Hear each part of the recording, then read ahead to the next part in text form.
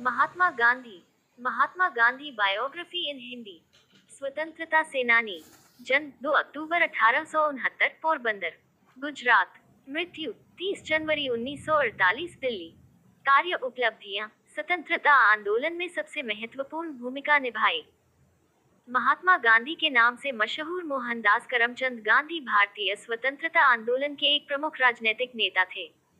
सत्याग्रह और अहिंसा के सिद्धांतों पर चलकर उन्होंने भारत को आजादी दिलाने में महत्वपूर्ण भूमिका निभाई। उनके इन सिद्धांतों ने पूरी दुनिया में लोगों को नागरिक अधिकारों एवं स्वतंत्रता आंदोलन के लिए प्रेरित किया। उन्हें भारत का राष्ट्रपिता भी कहा जाता है।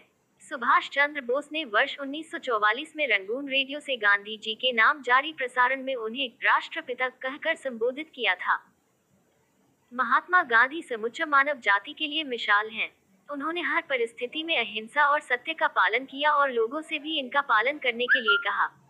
उन्होंने अपना जीवन सदाचार में गुजारा। वह सदैव परंपरागत भारतीय पोशाक धोती व सूट से बनी शाल पहनते थे। सदैव शाकाहारी भोजन खाने वाले इस महापुरुष ने आत्मशुद्धि के लिए कई बार लंबे उपवास भी रखे। सन 1915 में भारत वापस आने से पहले गांधी ने एक प्रवासी वकील के रूप में दक्षिण अफ्रीका में भारतीय समुदाय के लोगों के नागरिक अधिकारों के लिए संघर्ष किया। भारत आकर उन्होंने समूचे देश का भ्रमण किया और किसानों, मजदूरों और श्रमिकों को भारी भूमि कर और भेदभाव के विरुद्ध संघर्ष करने के लिए एकजुट किया। सन 1921 में उन्होंने भारतीय राष्ट्रीय कांग्रेस की बागडोर संभाली और अपने कार्यों से देश के राजनीतिक, सामाजिक और आर्थिक परिदृश्य को प्रभावित किया। उन्होंने सन 1930 में नमक सत्याग्रह और इसके बाद 1942 में भारत छोड़ो आंदोलन से खासी प्रसिद्धि प्राप्त की। भारत के स्वतंत्रता संघर्ष के दौरान कई मौकों पर गांधी जी कई वर्षों तक उन्हें जेल में भी रहे। प्रारंभिक जीवन। मोहनदास करमचंद गांधी का जन्म भारत में गुजरात के एक तटीय शहर पोरबंदर में 2 अक्टूबर सन 1869 को हुआ था। उनके पिता करमचंद गांधी ब्रिटिश राज के समय काठियावाड़ की एक छोटी सी रियासत पोरबंदर के दीवान थे। मोहनदास की माता पुतलीबाई परिणामी वैश्य समुदाय से ताल्लुक रखती थी और अत्यधिक धार्मिक प्रवृत्ति की थी, जिसका प्रभाव युवा मोहनदास पड़ा और इन्हीं मूल्यों ने आगे चलकर उनके जीवन में महत्वपूर्ण भूमिका निभाई। वह नियमित रूप से व्रत रखती थी और परिवार में किसी के बीमार पड़ने पर उसकी सेवा शुश्रूषा में दिन रात एक कर देती थी। इस प्रकार मोहनदास ने स्वाभाविक रूप से अहिंसा, शाकाहार, आत्मशुद्धि के लिए व्रत और विभिन्न धर्मों और पंथों को मानने वालों के बीच परस्पर सहिष्णुता को अपनाया। सन 1883 में से 13 साल की उम्र में ही उनका विवाह 14 साल की कस्तूरबा से करा दिया गया। जब मोहनदास 15 वर्ष के थे तब इनकी पहली संतान ने जन्म लिया, लेकिन वह केवल कुछ दिन ही जीवित रही। उनके पिता करमचंद गांधी भी इसी साल 1885 में चल बसे। बाद में मोहनदास और कस्तूरबा के 4 संतान हुई। हरिलाल गांधी 1888, मणिलाल गांधी 1892, रामदास गांधी 1897 और देवदास गांधी 1900। उनकी मिडिल स्कूल की शिक्षा पोरबंदर में और हाई स्कूल की शिक्षा राजकोट में हुई। शैक्षणिक स्तर पर मोहनदास एक औसत छात्र ही रहे। सन 1887 में उन्होंने मैट्रिक की परीक्षा अहमदाबाद से उत्तीर्ण की। इसके बाद मोहनदास ने भावनगर के श्यामलदास कॉलेज में दाखिला लिया, पर खराब स्वास्थ्य और गृह वियोग के कारण वह प्रसन्न ही रहे और कॉलेज छोड़कर पोरबंदर वापस चले गए। विदेश में शिक्षा और वकालत। मोहनदास अपने परिवार में सबसे ज्यादा पढ़े लिखे थे, इसलिए उनके परिवार वाले ऐसा मानते थे कि वह अपने पिता और चाचा का उत्तराधिकारी दीवान बन सकते थे। उनके एक परिवारक मित्र मावजी दवे ने ऐसी सलाह दी कि एक बार मोहनदास लंदन से बैरिस्टर बन जाएं तो उनको आसानी से दीवान की पदवी मिल सकती थी। उनकी माता पुतलीबाई और परिवार के अन्य सदस्यों ने उनके विदेश जाने के विचार का विरोध किया, पर मोहनदास के आश्वासन पर राजी हो गए। वर्ष 1888 में मोहनदास यूनिवर्सिटी कॉलेज लंदन में कानून की पढ़ाई करने और बैरिस्टर बनने के लिए इंग्लैंड चले गए। अपने मां को दिए गए वचन के अनुसार ही उन्होंने लंदन में अपना वक्त गुजारा। वहां उन्हें शाकाहारी खाने से संबंधित बहुत कठिनाई हुई और शुरुआती दिनों में कई बार भूखे ही रहना पड़ता था। धीरे धीरे उन्होंने शाकाहारी भोजन वाले रेस्टोरेंट्स के बारे में पता लगा लिया। इसके बाद उन्होंने वेजिटेरियन सोसाइटी की सदस्यता भी ग्रहण कर ली। इस सोसाइटी के कुछ सदस्य थियोसोफिकल सोसाइटी के सदस्य भी थे और उन्होंने मोहनदास को गीता पढ़ने का सुझाव दिया। जून 1891 में गांधी भारत लौट गए और वहां जाकर उन्हें अपनी मां के मौत के बारे में पता चला।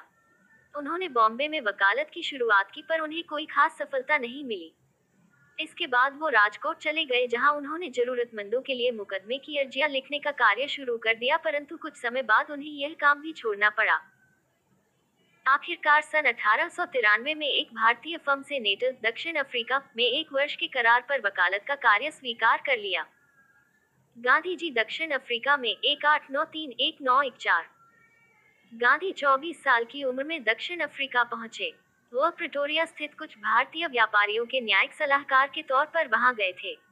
उन्होंने अपने जीवन के 21 साल दक्षिण अफ्रीका में बिताए, जहां उनके राजनीतिक विचार और नेतृत्व कौशल का विकास हुआ। दक्षिण अफ्रीका में उनको गंभीर नस्ली भेदभाव का सामना करना पड़ा।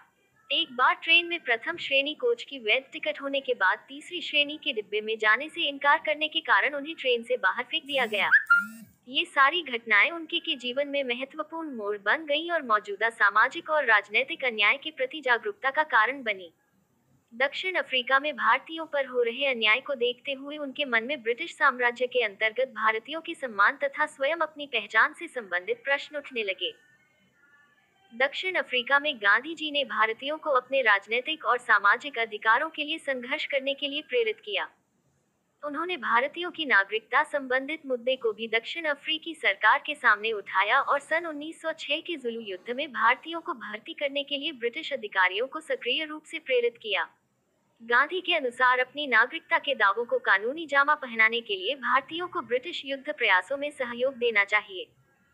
भारतीय स्वतंत्रता संग्राम का संघर्ष 1916-1945। वर्ष 1914 में गांधी दक्षिण अफ्रीका से भारत वापस लौट आए। इस समय तक गांधी एक राष्ट्रवादी नेता और संयोजक के रूप में प्रतिष्ठित हो चुके थे। वह उदारवादी कांग्रेस नेता गोपाल कृष्ण गोखले के कहने पर भारत आए थे और शुरुआती दौर में गांधी के विचार बहुत हद तक गोखले के विचारों से प्रभावित थे। प्रारंभ में गांधी ने देश के विभिन्न भागों का दौरा किया और राजनीतिक, आर्थिक और सामाजिक मुद्दों को समझने की कोशिश की। चंपारण और खेड़ा सत्याग्रह। बिहार के चंपारण और गुजरात के खेड़ा में हुए आंदोलनों ने गांधी को भारत में पहली राजनीतिक सफलता दिलाई। चंपारण में ब्रिटिश जमींदार किसानों को खाद्य फसलों की बजाय नील की खेती करने के लिए मजबूर करते थे और सस्ते मूल्य पर फसल खरीदते थे, जिससे किसानों की स्थिति बदतर होती जा रही थी। इस कारण वे अत्यधिक गरीबी से घिर गए। एक विनाशकारी अकाल के बाद अंग्रेजी सरकार ने दमनकारी कर लगा दिए, जिनका बोझ दिन प्रतिदिन बढ़ता ही गया। कुल मिलाकर स्थिति बहुत निराशाजनक थी। गांधी जी ने जमींदारों के खिलाफ विरोध प्रदर्शन और हड़तालों का नेतृत्व किया, जिसके बाद गरीब और किसानों की मांगों को माना गया। सन 1918 में गुजरात स्थित खेड़ा बाढ़ और सूखे की चपेट में आ गया था, जिसके कारण किसान और गरीबों की स्थिति बदतर हो गई और लोग कर माफी की मांग करने लगे। खेड़ा में गांधी जी के मार्गदर्शन में सरदार पटेल ने अंग्रेजों के साथ इस समस्या पर विचार विमर्श के लिए किसानों का नेतृत्व किया। इसके बाद अंग्रेजों ने राजस्व संग्रहण से मुक्ति देकर सभी कैदियों को रिहा कर दिया। इस प्रकार चंपारण और खेड़ा के बाद गांधी की ख्याति देश भर में फैल गई और वह स्वतंत्रता आंदोलन के एक महत्वपूर्ण नेता बनकर उभरे। खिलाफत आंदोलन। कांग्रेस के अंदर और मुस्लिमों के बीच अपनी लोकप्रियता बढ़ाने का मौका गांधी जी को खिलाफत आंदोलन के जरिए मिला। खिलाफत एक विश्वव्यापी आंदोलन था, जिसके द्वारा खलीफा के गिरते प्रभुत्व का विरोध सारी दुनिया के मुसलमानों द्वारा किया जा रहा था। प्रथम विश्व युद्ध में पराजित होने के बाद ओटोमन साम्राज्य विखंडित कर दिया गया था, जिसके कारण मुसलमानों को अपने धर्म और धार्मिक स्थलों की सुरक्षा को लेकर चिंता बनी हुई थी। भारत में खिलाफत का नेतृत्व ऑल इंडिया मुस्लिम कॉन्फ्रेंस द्वारा किया जा रहा था। धीरे धीरे गांधी इसके मुख्य प्रवक्ता बन गए। भारतीय मुसलमानों के साथ एकजुटता व्यक्त करने के लिए उन्होंने अंग्रेजों द्वारा दिए सम्मान और मेडल वापस कर दिया। इसके बाद गांधी न सिर्फ कांग्रेस बल्कि देश के एकमात्र ऐसे नेता बन गए जिसका प्रभाव विभिन्न समुदायों के लोगों पर था। असहयोग आंदोलन। गांधी जी का मानना था कि भारत में अंग्रेजी हुकूमत भारतीयों के सहयोग से ही संभव हो पाई थी और अगर हम सब मिलकर अंग्रेजों के खिलाफ हर बात पर असहयोग करें तो आजादी संभव है। गांधी जी की बढ़ती लोकप्रियता ने उन्हें कांग्रेस का सबसे बड़ा नेता बना दिया था और अब वह इस स्थिति में थे कि अंग्रेजों के विरुद्ध असहयोग, अहिंसा तथा शांतिपूर्ण प्रतिकार जैसे अस्त्रों का प्रयोग कर सकें। इसी बीच जलियांवाला नरसंहार ने देश को भारी आघात पहुंचाया, जिससे जनता में क्रोध और हिंसा की ज्वाला भड़क उठी थी। गांधी जी ने स्वदेशी नीति का आह्वान किया, जिसमें विदेशी वस्तुओं विशेषकर अंग्रेजी वस्तुओं का बहिष्कार करना था। उनका कहना था कि सभी भारतीय अंग्रेजों द्वारा बनाए वस्त्रों की अपेक्षा हमारे अपने लोगों द्वारा हाथ से बनाई गई खादी पहने। उन्होंने पुरुषों और महिलाओं को प्रतिदिन सूत काटने के लिए कहा। इसके अलावा महात्मा गांधी ने ब्रिटेन की शैक्षिकी संस्थाओं और अदालतों का बहिष्कार, सरकारी नौकरियों को छोड़ने तथा अंग्रेजी सरकार से मिले तमगों और सम्मान को वापस लौटाने का भी अनुरोध किया। असहयोग आंदोलन को अपार सफलता मिल रही थी, जिससे समाज के सभी वर्गों में जोश और भागीदारी बढ़ गई, लेकिन फरवरी 1922 में इसका अंत चौरी चौरा कांड के साथ हो गया। इस हिंसक घटना के बाद गांधी जी ने असहयोग आंदोलन को वापस ले लिया। उन्हें गिरफ्तार कर राजद्रोह का मुकदमा चलाया गया, जिसमें उन्हें 6 साल कैद की सजा सुनाई गई। खराब स्वास्थ्य के चलते उन्हें फरवरी 1924 में सरकार ने रिहा कर दिया। स्वराज और नमक सत्याग्रह। असहयोग आंदोलन के दौरान गिरफ्तारी के बाद गांधी जी फरवरी 1924 में रिहा हुए और सन 1928 तक सक्रिय राजनीति से दूर ही रहे। इस दौरान वह स्वराज पार्टी और कांग्रेस के बीच मनमुटाव को कम करने में लगे रहे और इसके अतिरिक्त अस्पृश्यता, शराब, अज्ञानता और गरीबी के खिलाफ भी लड़ते रहे। इसी समय अंग्रेजी सरकार ने सर जॉन साइमन के नेतृत्व में भारत के लिए एक नया संवैधानिक सुधार आयोग बनाया, पर उसका एक भी सदस्य भारतीय नहीं था, जिसके कारण भारतीय राजनीतिक दलों ने इसका बहिष्कार किया। इसके पश्चात दिसंबर 1928 के कलकत्ता अधिवेशन में गांधी जी ने अंग्रेजी हुकूमत को भारतीय साम्राज्य को सत्ता प्रदान करने के लिए कहा और ऐसा न करने पर देश की आजादी के लिए असहयोग आंदोलन का सामना करने के लिए तैयार रहने के लिए भी कहा।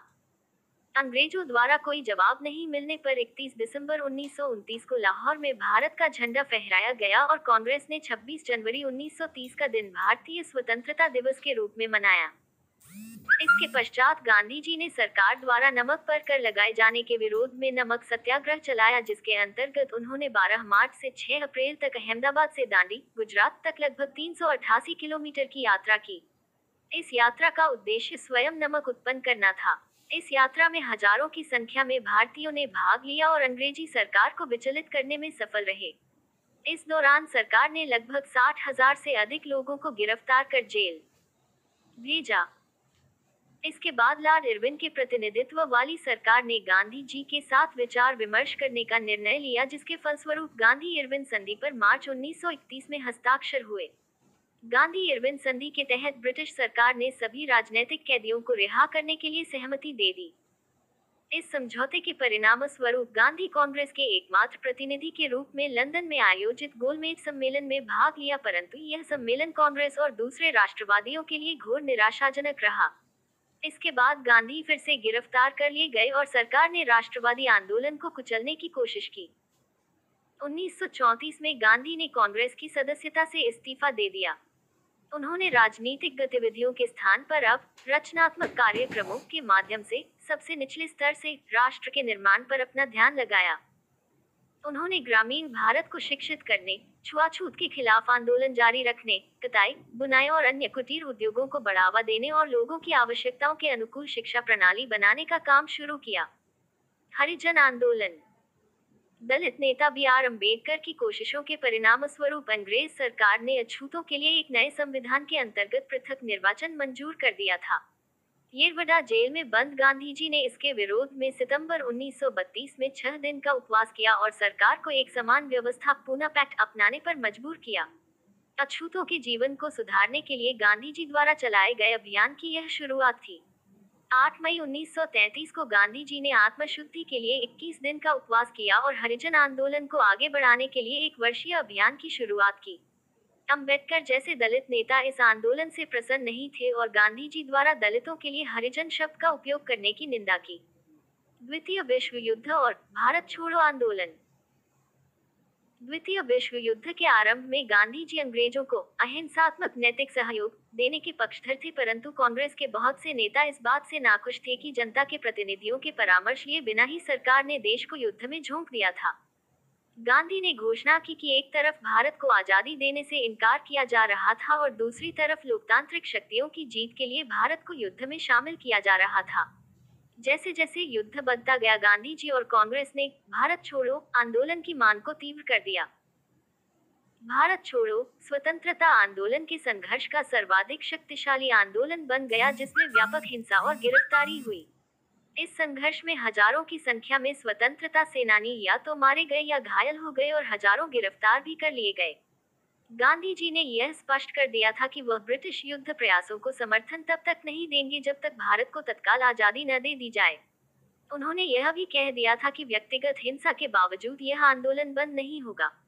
उनका मानना था कि देश में व्याप्त सरकारी अराजकता असली अराजकता से भी खतरनाक है। गांधी जी ने सभी कांग्रेसियों और भारतीयों को हिंसा के साथ करो या मरो, डू और डाई के साथ अनुशासन बनाए रखने को कहा। जैसा कि सबको अनुमान था, अंग्रेजी सरकार ने गांधी जी और कांग्रेस कार्यकारिणी समिति के सभी सदस्यों को मुंबई में 9 अगस्त 1942 को गिरफ्तार कर लिया और गांधी जी को पुणे के आंगा खां महल ले जाया गया, जहां उन्हें 2 साल तक बंदी बनाकर रखा गया। इसी दौरान उनकी पत्नी कस्तूरबा गांधी का देहांत बाद 22 फरवरी 1944 को हो गया और कुछ समय बाद गांधी जी भी मलेरिया से पीड़ित हो गए। अंग्रेज उन्हें इस हालत में जेल में नहीं छोड़ सकते थे, इसलिए जरूरी उपचार के लिए 6 मई 1944 को उन्हें रिहा कर दिया गया। आंशिक सफलता के बावजूद भारत छोड़ो आंदोलन ने भारत को संगठित कर दिया और द्वितीय विश्व युद्ध के अंत तक ब्रिटिश सरकार ने स्पष्ट संकेत दे दिया था कि जल्द ही सत्ता भारतीयों के हाथ सौंप दी जाएगी। गांधी जी ने भारत छोड़ो आंदोलन समाप्त कर दिया और सरकार ने लगभग 1 लाख राजनीतिक कैदियों को रिहा कर दिया। देश का विभाजन और आजादी। जैसा कि पहले कहा जा चुका है, द्वितीय विश्व युद्ध के समाप्त होते होते ब्रिटिश सरकार ने देश को आजाद करने का संकेत दे दिया था। भारत की आजादी के आंदोलन के साथ साथ जिन्ना के नेतृत्व में एक अलग मुसलमान बाहुल्य देश पाकिस्तान की भी मांग तीव्र हो गई थी और 40 के दशक में इन ताकतों ने एक अलग राष्ट्र पाकिस्तान की मांग को वास्तविकता में बदल दिया था। गांधी जी देश का बंटवारा नहीं चाहते थे क्योंकि यह उनके धार्मिक एकता के सिद्धांत से बिल्कुल अलग था, पर ऐसा हो न पाया और अंग्रेजों ने देश को 2 टुकड़ों भारत और पाकिस्तान में विभाजित कर दिया। गांधी जी की हत्या।